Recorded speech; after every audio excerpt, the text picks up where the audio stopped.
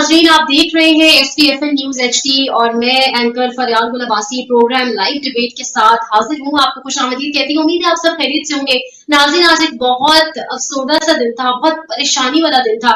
सुबह 8 बजे से कुछ ऐसी खबरें, और सुबह खबर तो मीडिया पर बाद में जाकर नशर हुई, लेकिन सुबह 8 बजे से अभी जब मैं और आप बात कर रहे हैं, इस वक्त भी कुछ लोग हैं उस लिफ्ट में फंसे हुए। अभी भी बच्चे और असातिज़ा मौजूद हैं उस लिफ्ट में, जो अपनी जिंदगी और मौत की बाजी लड़ रहे हैं, और जो इस टाइम अपनी जिंदगी के को बचाने के लिए जो है वो एक उनको पैनिक अटैक्स उस लिफ्ट के अंदर आ रहे हैं। और जो सिचुएशन सुबह से हमारे प्राइम टीवी चैनल्स पे सुबह से सिचुएशन कवर हो रही है, जिससे आप बखूबी आगाह होंगे। कुछ हुआ ऐसा कि बटग्राम में एक लिफ्ट है, जिस लिफ्ट को बेसिकली इसलिए इस्तेमाल किया जा रहा था कि उसके ऊपर बच्चे असातिज़ा बैठ के रोजाना की बुनियाद पर नाज़रीन आप अंदाजा लगाएं, वो एक जगह से दूसरी जगह ट्रैवल करते थे स्कूल जाने के लिए। ये मैं KPK की बात कर रही हूँ। हमारा सूबा, जो सूबे के अंदर जोड़ तोड़ की सियासत पिछले 2 महीनों से लगी हुई है। कभी खटक साहब जलसा कर रहे हैं, कभी इस पार्टी को तोड़ो, कभी उसको जोड़ो। हमारी इशराफिया का जो सारा जोर है वो सियासत की जोड़ तोड़ में लगा हुआ है। किसी ने ध्यान ही नहीं दिया कि हमें सड़कें बनाने की भी जरूरत है।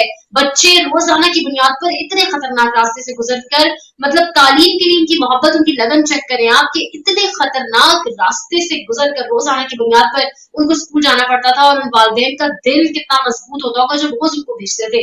लेकिन पाकिस्तान के अंदर इतना सब स्टैंडर्ड मटेरियल इस्तेमाल किया जाता है चीजों में, अनफॉर्चुनेटली बिल्कुल ऐसा ही हुआ उस लिफ्ट के साथ। जो वो चेयर लिफ्ट थी, जो केबल कार का वाकया जो आज पेश आया, जिसके अंदर अभी भी मौजूद है और रेस्क्यू ऑपरेशन जारी है, उसके अंदर वो बच्चे फंस गए और 2 तारें टूट गई। एक तार पे इस टाइम वो लिफ्ट सब की लटकी हुई है।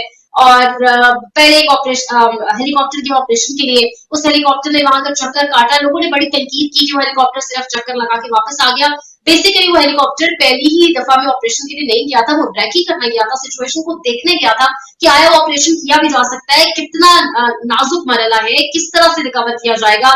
और हमारे SSG कमांडोज, इस टाइम 20 के करीब कमांडोज जो एक हेलीकॉप्टर मौजूद है, वो इस ऑपरेशन में मसरूफ अमल है। अपनी नौयत का एक अलग ही ऑपरेशन अपने साथी करियर में देखने को मुझे मिला। एक बहुत दिलखराश वाकया।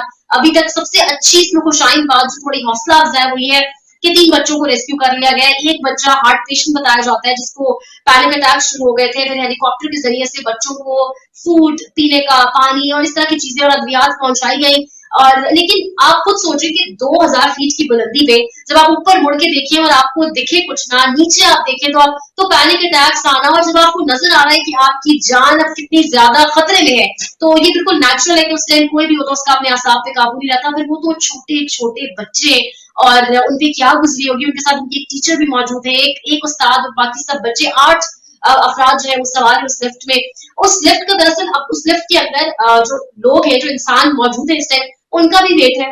और लिफ्ट को 3 तारें थी जो सपोर्ट करती थी, 2 टूट चुकी है। और ऑपरेशन में ताखीर की जो वजह है वो ये है कि जैसे जैसे हेलीकॉप्टर करीब आता है, जो हेलीकॉप्टर के अपने पर है, उन परों का प्रेशर इतना ज्यादा है कि वो परों के जो प्रेशर में जो हवा जो प्रोड्यूस होती है, वो भी जैसे हेलीकॉप्टर करीब जाता है उस लिफ्ट के, तो वो जो लिफ्ट की एक तार पे लिफ्ट इस टाइम खड़ी है, उस एक तार के आसरे पे वो भी टूटने का खतरा महसूस होता है। तो ये बहुत क्रूशल है।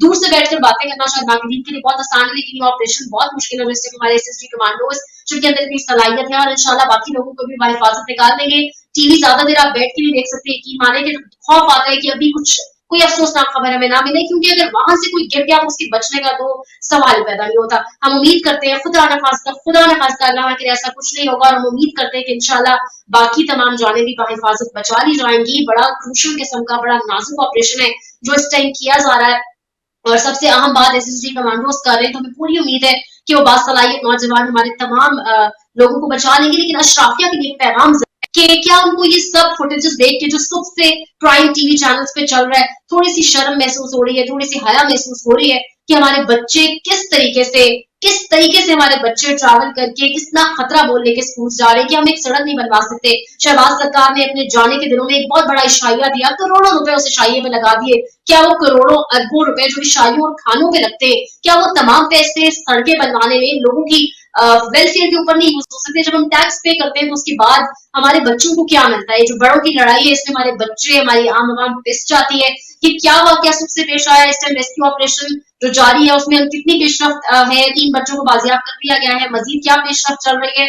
बहुत स्लोली काम किया जा रहा है। एक और छोटी सी डोली को लाया गया था, उस डोली के करीब, वो क्या चक्कर है, सारा क्या मामला है, इस पे क्या रिसेंट अपडेट्स है, इस पे बात करने के लिए हमारे ब्यूरो चीफ गजनफर अली मौजूद है, जो हमें इस पे रिसेंट इस टाइम जो हो रहा है सुख से बड़ी बारीकी से पूरा अमल को देख रहे हैं, इस पे अपडेट्स दे रहे हैं।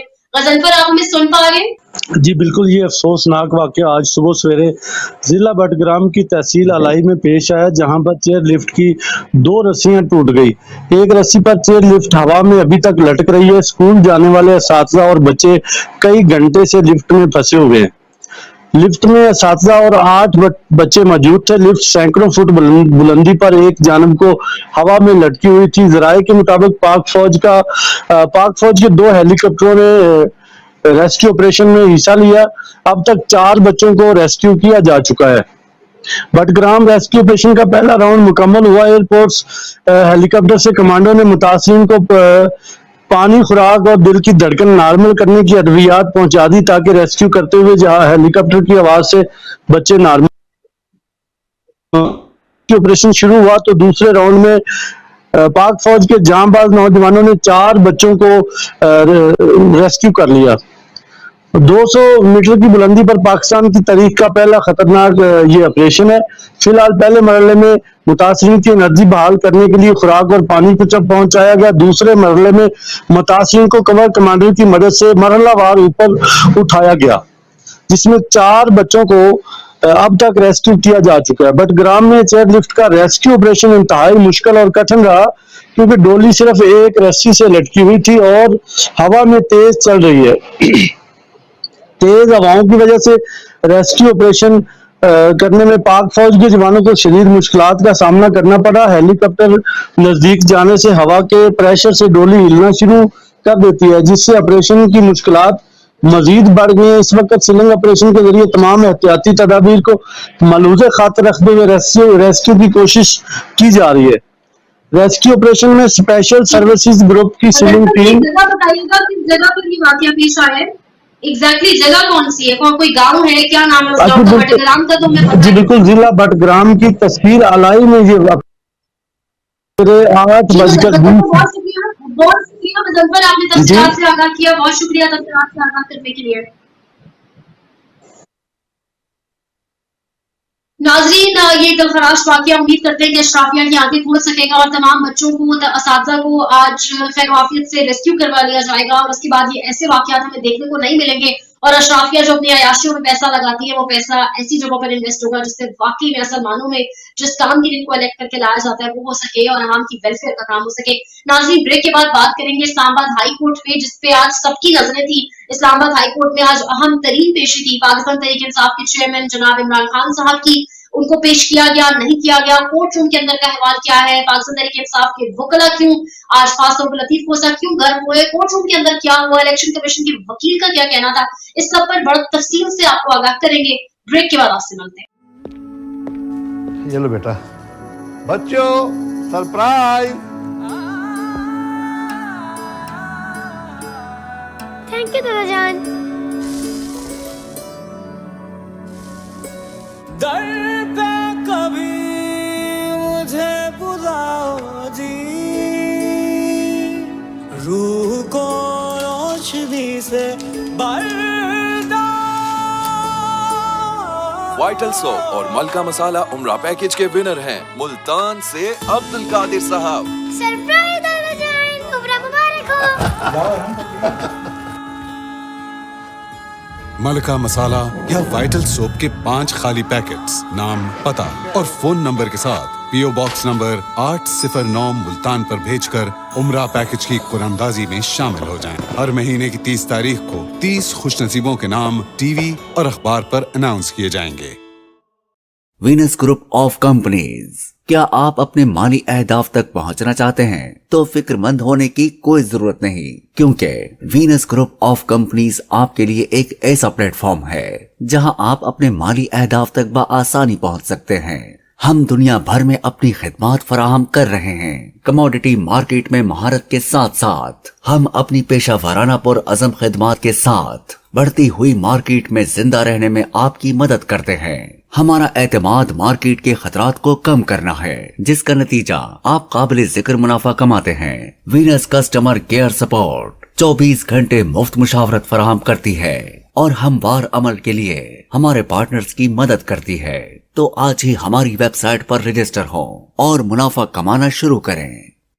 इंसाफ एक सबसे बड़ी जमात है इस टाइम पाकिस्तान की। उसके चेयरमैन जो है वो एक केस जो तोशाखाना केस है जिसको पाकिस्तान तहरीक इंसाफ के वकला का कहते हैं कि जाली और बोगस केस बनाया गया पाकिस्तान तहरीक इंसाफ के चेयरमैन पे। उसके बारे में एक अपील, उसको लेकर एक अपील दायर की गई थी और अपील ये थी कि उनको रिलीफ दिया जाए और उनकी सजा मुअत्तल की जाए। उस अपील पे बहुत दिनों के बाद आज अल्लाह अल्लाह करके समाअत हुई। समाअत देर से शुरू हुई। चीफ जस्टिस जो है इस्लामाबाद हाई कोर्ट आमिर फारूक साहब की तबीयत कुछ नासाज थी और समाअत में थोड़ा सा टाइम लगा। कमरा अदालत खच भरा हुआ था। हमारे नुमाइंदे जो वहां पर मौजूद थे और हमारे कुछ जराये के मुताबिक कमरा अदालत में 90% से ज्यादा जो है वो यंग वकला और नौजवान वकला जो मौजूद थे और सीनियर जितने भी सहाफी हैं उनकी ट्वीट्स पे आप देखें तो आज कमरा अदालत खचाखच भरा हुआ था। पाकिस्तान तहरीक इंसाफ के जो वकला हैं, जो लीगल टीम है, वो कल से कुछ ऐसी उम्मीद जाहिर कर रही थी कि जिस तरह से आज खान साहब को रिलीफ मिल जाएगा और सजा मुअत्तल हो जाएगी। दरखास्त भी यही डाली गई थी और लग रहा था कि सजा बजाय शायद आज मुअत्तल हो जाए, लेकिन पाकिस्तान तहरीक इंसाफ की वकला की जो उम्मीदें थी वो दम तोड़ गई। किसी किस्म का उनको रिलीफ आज नहीं मिल सका इस्लामाबाद हाई कोर्ट से और 360 एंगल के ऑपोजिट में जाके जो उनकी उम्मीदें थी उनके बरअक्स फैसला आया। दरअसल कुछ क्लियर कट फैसला नहीं आया, कोई ऐसा नतीजा निकल कर नहीं आया इस्लामाबाद हाई कोर्ट से, लेकिन समाअत को 24 अगस्त यानी जुमेरात वाले दिन तक मुलतवी कर दिया गया। कोर्ट रूम के अंदर का हवाला नाज़रीन बहुत इंटरेस्टिंग था। जो हमारे नुमाइंदे वहां मौजूद थे, जिन मेरी जराये से खुद पर्सनल बात हुई, उनका कहना था कि कोर्ट रूम के अंदर आज 2 वक्त ऐसे थे जिसमें बहुत गर्मा गर्मी देखने को आई। एक तो वो टाइम जैसे ही समाअत शुरू हुई तो चीफ जस्टिस आमिर फारूक साहब थे जिनकी एक साइड पर इलेक्शन कमीशन ऑफ पाकिस्तान की वकला थी और एक साइड पर पाकिस्तान तहरीक इंसाफ के चेयरमैन के वकला और लीगल टीम मौजूद थी, जिसमें शेर अफजल महमद साहब, खालिद मुसफ़ चौधरी साहब, जिसमें जो है एहसान हसन खुद मौजूद नहीं थे लेकिन कॉल में जरूर मौजूद थे, लतीफ खोसा साहब थे, बाबर रहमान साहब थे, ये तमाम लोग वहां पर मौजूद थे। बैरिस्टर गौहर साहब मौजूद थे जो तोशाखाना को खुद डील करे। हुआ ऐसे कि जैसे पाकिस्तान तहरीक इंसाफ की वकला और ये लोग पहुंचे अदालत के अंदर, जब अदालत के अंदर चीफ जस्टिस साहब पहुंचे और समाअत उन्होंने शेयरिंग शुरू की तो पाकिस्तान तहरीक इंसाफ की वकला ने कहा कि आपने तो हमें इजाजत दी थी कि हम मिल सकते हैं किसी भी वक्त पाकिस्तान तहरीक इंसाफ के चेयरमैन से, लेकिन हमें नहीं मिलने दिया जा रहा, डेली बेसिस पर भी नहीं मिलने दिया जा रहा। जिस पर चीफ जस्टिस आमिर फारूक काफी बरहम हुए। उन्होंने कहा कि मैंने तो इजाजत दी थी और सिर्फ कहा था कि रश नहीं होनी चाहिए अटक जेल में और आप लोग अपनी टर्न के हिसाब से एक एक करके उनसे मिले, तो फिर ऐसा क्यों हो रहा है? जिसपे उन्होंने ये भी कहा कि मैं इस पर हुक्म जारी करता हूँ। ये वो लम्हा था जब जो कोर्ट रूम के अंदर वकला थे, लीगल टीम थे, वो समझ गए थे कि अगर ये अब इस पर हुक्म जारी करेंगे मतलब कि आज रिलीफ मिलने का कोई जो है इनका रिलीफ देने का या सजा मुअत्तल करने का कोई मूड नहीं लग रहा जज साहब का, क्योंकि उल्टा उन्होंने कहा कि मैं इस पे ऑर्डर जारी करता हूँ, मतलब कि खान साहब अभी जेल में ही रहेंगे तभी तो इस पे ऑर्डर जारी होगा। उसके बाद एक मौका ऐसा आया जब इलेक्शन कमीशन की वकील से अमजद परवेज मलिक साहब से पूछा गया कि आप क्या कहना चाहेंगे, तो वो रोस्ट्रम पर आए और उन्होंने कहा कि मुझे अभी तस्दीक शुदा रिकॉर्ड नहीं मिला। अंदाजा करें 15 दिन गुजर चुके हैं, लेकिन इलेक्शन कमीशन के वकील का कहना था कि मुझे रिकॉर्ड नहीं मिला, मुझे 2 हफ्ते का वक्त दिया जाए। यानी 15 दिन गुजर चुके हैं, 14 दिन रह गए और उन 14 दिनों को मजीद को टाइम गेन करना चाह रहे हैं। 14 दिन वो मजीद मांग रहे हैं, 2 हफ्ते का वक्त, और वो कह रहे हैं कि 14 दिन मुझे दे जिसके अंदर मैं तस्दीक शुदा रिकॉर्ड हासिल कर सकूंगा और उसकी बिना पर मैं आके दलाइल दे सकूंगा। एक तरफ से एड़ी छोटी का जोर लगाया गया पाकिस्तान तहरीक इंसाफ की वकला की जानिब से कि इमरान खान साहब की सजा मुअत्तल की जाए, दूसरी जानिब से एड़ी छोटी का जोर लगाया गया कि हमें 2 हफ्ते का वक्त दिया जाए, जिस पर चीफ जस्टिस आमिर फारूक साहब का कहना था कि ना ही तो मैं 2 हफ्ते का वक्त दे सकता हूँ, ना ही आपकी बात मान सकता हूँ और ना ही आपकी बात सुनकर आज की आज सजा मुअत्तल हो सकती है। तो उन्होंने फाइनली एक दिन का वक्फा देकर परसों दोबारा तलब किया, दोनों पार्टीज को परसों दोबारा तलब किया गया और उनको कहा गया इलेक्शन कमीशन के वकील को कि आपको परसों तक वक्त दिया जाता है, आप तैयारी करके आए। परसों अब क्या होगा, किस तरीके से दलाइल का आगाज होगा। लतीफ खोसा नाजरीन जो इमरान खान साहब की लीगल टीम में है, उनका दबंग अंदाज जिससे हम सब वाकिफ हैं, पाकिस्तान पीपल्स पार्टी के ये एक्स कारकुन है, मेंबर है, वर्कर है। लतीफ खोसा साहब जो है वो बड़े दबंग लॉयर है, बहुत नाम है इनका अपनी लीगल जो फेटर्निटी है उसके अंदर। लतीफ खोसा साहब इलेक्शन आ गए और वो बहुत गुस्से में आ गए, उन्होंने बहुत ज्यादा चीखना, वहां पे एक किस्म का एहतजाज शुरू किया। उन्होंने कहा कि एक ऐसे जज के पास केस था जिसने इमरान खान साहब की गैर हाजिरी में, जब वो मौजूद नहीं थे, ट्रायल कोर्ट ने फैसला सुना दिया, जबकि ट्रायल कोर्ट को इख्तियार ही नहीं दिया गया। उनका कहना था कि हमारा हक के दिफा खत्म किया गया। लतीफ खोसा साहब ने मजीद ये भी कहा chief justice Islamabad high court Aamir Farooq साहब से कि हमें अपने इस केस के अंदर गवाहान पेश कर रहे हैं और गवाहान को सुनाने का भी मौका नहीं दिया गया।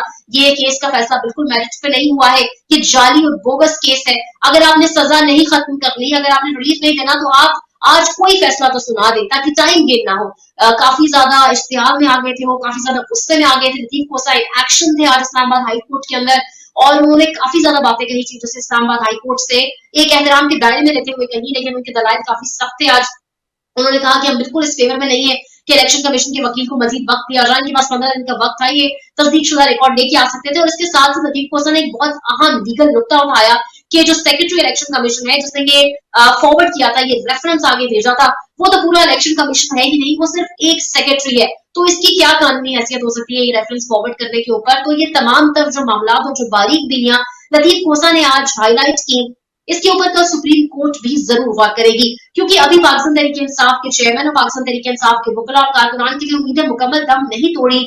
कल सुप्रीम कोर्ट के अंदर ये केस दोबारा लगेगा। सुप्रीम कोर्ट के पास दो ऑप्शन है, या तो सुप्रीम कोर्ट इसको डिस्पोज ऑफ कर सकती है या इसको टेक अप कर सकती है, या तो सुप्रीम कोर्ट कह सकती है कि अब कैदी को कैदी नंबर भी दे दिया गया है, कैदी नंबर 804 है, सजा सुना दी गई है, तो अभी गैर मौसर हो चुका है, तो हम इसमें कोई मजीद हियरिंग्स नहीं कर रहे। लेकिन ऐसा भी हो सकता है कि अच्छे की उम्मीद भी अगर रखी जाए, पाकिस्तान तहरीक इंसाफ के वकला की ऐनक लगाकर देखा जाए, तो वो जिस अच्छे की उम्मीद रखे हुए हैं उनको लगता है कि सुप्रीम कोर्ट इसको टेकअप करेगा। और शायद इस्लामाबाद हाई कोर्ट के जस्टिस आमिर फारूक ने भी आज के दिन का गैप इसीलिए दिया है बीच में, वो देखना चाहते हैं आज के दिन का कल के दिन का गैप रखिए कि सुप्रीम कोर्ट का टेम्परामेंट क्या है, वो किस तरीके से इस चीज को लेकर आगे चलती है। तो अब सबकी नजरें जो हाई कोर्ट पे थी वो अब सबकी नजरें सुप्रीम कोर्ट पे लग गई है। चीफ जस्टिस उमर अता बंदियाल साहब जिनके साथ जमाल मंदोखेर साहब भी इस केस की समाअत करेंगे और मज़ाहिर अली नकवी साहब जो केस की समाअत करेंगे, तो अब कल सबकी नजरें इस 3 रुकनी बेंच पर हैं, वो किस तरीके से इस चीज को टेकअप करता है या डिस्पोज ऑफ कर देता है, इमरान खान साहब को कोई रिलीफ मिल पाता है नहीं मिल पाता। इसके साथ साथ इमरान खान साहब की आज पेशी मुतवक्के थी सेशन कोर्ट के अंदर जुडिशल इंतजार दहशतगर्दी अदालत के अंदर। अब वो हसनात जज जो है वो उनकी देख रहे थे और सीक्रेट कोर्ट को भी, सीक्रेट एक्ट को भी ये हेड कर रहे, लेकिन उनको पेश नहीं किया गया। वकला की जानिब से कहा गया कि उन्हें जूम मीटिंग पे पेश कर दिया जाए या उनकी पेशी को फिजिकल तौर पर यकीनी बनाया जाए, लेकिन पेश नहीं किया गया। और अबू हसनात साहब के अदालत से ये खबर भी निकलकर दिन के टाइम बाहर आई कि शायद अबू हसनात साहब खुद इमरान खान साहब को अटक जेल में विजिट करेंगे, लेकिन ऐसा भी नहीं हुआ। दिन में बहुत अफवाहें सरगर्म थी, लेकिन कोई नहीं गया खान साहब को विजिट करने। आज के दिन में ऐसी कोई हैपनिंग नहीं हुई। कल का दिन पाकिस्तान तहरीक इंसाफ के लिए क्या लेकर आता है, पाकिस्तान तहरीक इंसाफ के चेयरमैन के लिए क्या लेकर आता है, और कल के दिन में मजीद क्या हैपनिंग्स होती है, उस पर आपको अपडेट किए रखेगा SPFN न्यूज भी, और हम भी आपको उस पर अपडेट रखेंगे। कल का दिन एक बहुत अहम दिन होने जा रहा है और कल सबकी नजरें पाकिस्तान के जितने भी लोग मीडिया है, मीडिया की नजरें पाकिस्तान तहरीक इंसाफ के वकला की नजरें सुप्रीम कोर्ट पर है और उम्मीद वहां से है।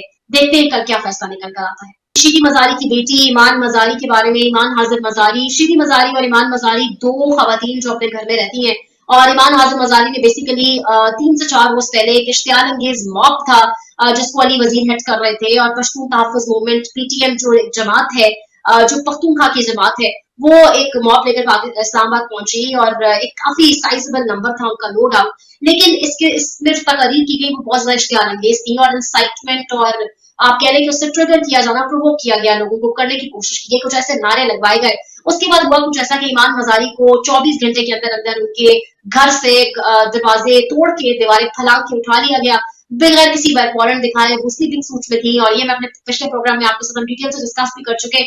लेकिन आज ईमान हाजिर मजारी को जो 2 केसेस में जो है उनको FIR थी उनके 2 केसेस के ऊपर, एक केस में तो उनको रिहा कर दिया गया, लेकिन दूसरे केस पे अभी भी उनपे फिजिकल जुडिशियल रिमांड के लिए वो गई हुई है।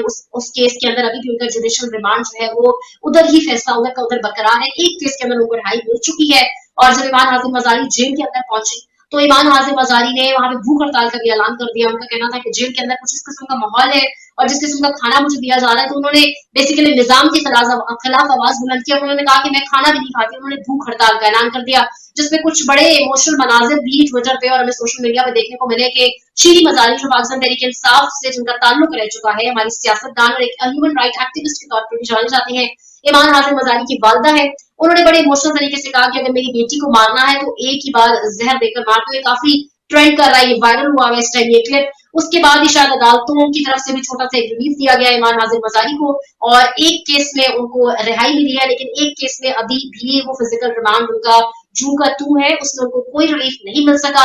ये मामला भी किस तरफ जाएगा और ये मामला किस तरफ जाके किस तरह खत्म होगा, क्या रिमांड उनका 3 दिन का 4 दिन का जो दिया गया वो मुकम्मल हो गए, उससे पहले इस चीज पर भी उन्हें कोई रिलीफ मिल जाएगा। इस पर भी आपको आगाह करते रहेंगे।